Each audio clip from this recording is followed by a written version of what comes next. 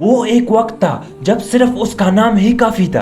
Phone اٹھاتا تو وزیر بھی لائن پر آتے، بیٹے سینہ تان کر کہتے ہمارا باپ 22 گریڈ کا آفیسر ہے، ایک 22 گریڈ کا آفیسر جو ایک وقت میں ملک کی طاقتور ترین لوگوں میں شمار ہوتا تھا، لیکن ریٹائرمنٹ کے بعد وہی باپ ایک کمرے میں بند، بھوکا، بے یار و مددگار، اور آخر کار تنہائی میں موت۔ یہ ایک سچا واقعہ ہے اور ہر اس شخص کے لیے آئینہ ہے جو صرف دنیا کما کر سمجھتا ہے کہ اس نے سب کچھ پا لیا۔ رفیق بڑے سرکاری عہدے پر فائز تھا، 22 گریڈ کا آفیسر، اختیار، روب، رسائی، دولت، شان و شوکت، سب کچھ موجود تھا۔ 3 بیٹے جنہوں نے آنکھ کھولی تو سونے کے چمچ منہ میں تھے۔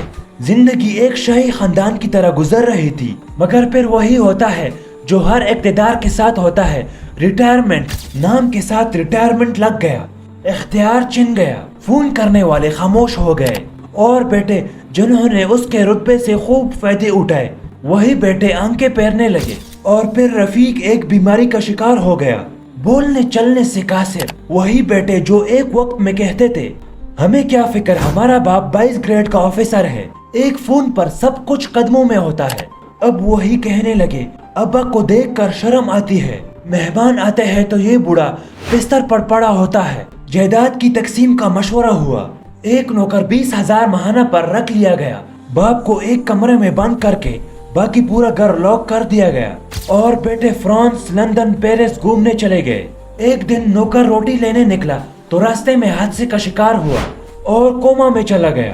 گھر کی چابی اسی کے پاس تھی اور وہ کمرہ جہاں باپ تھا تالا لگ گیا، نہ آواز، نہ طاقت، نہ سہارا، صرف دیواریں، خاموشی اور بھوک، اور پھر موت۔ 3 مہینوں بعد جب بیٹے آئے اور دروازہ توڑا، سامنے جو منظر تھا وہ عبرت ناک تھا، ایک بوڑھے والد کی لاش، تنہا، سوکھی اور خاموش۔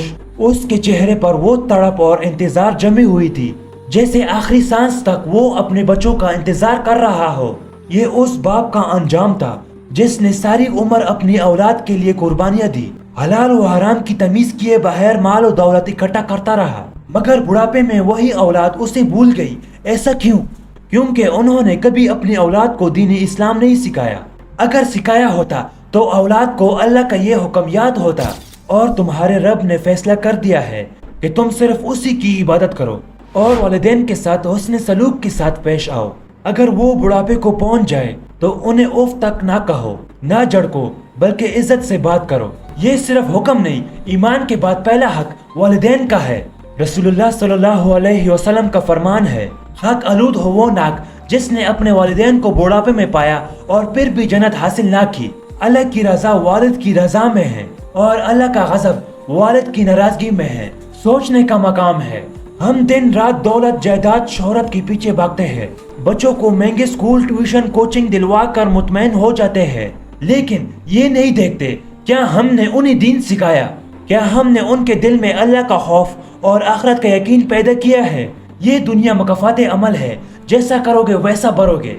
اگر ہم نے دنیا کماتے کماتے حلال اور حرام کی تمیز بھلا دی تو آخر میں ہمیں وہی لٹایا جائے گا جو ہم نے بویا ہے۔ اپنی اولاد کو صرف اعلیٰ تعلیم ہی نہیں، اعلیٰ اخلاق، دین، قرآن، نبی صلی اللہ علیہ وسلم کی سنت اور والدین کی عزت کا سبق بھی سکھائے۔ یہ کہانی صرف ایک شخص کی نہیں بلکہ ہر اس باپ کی ہے جو دولت کما کر سمجھتا ہے کہ اس نے سب کچھ پا لیا،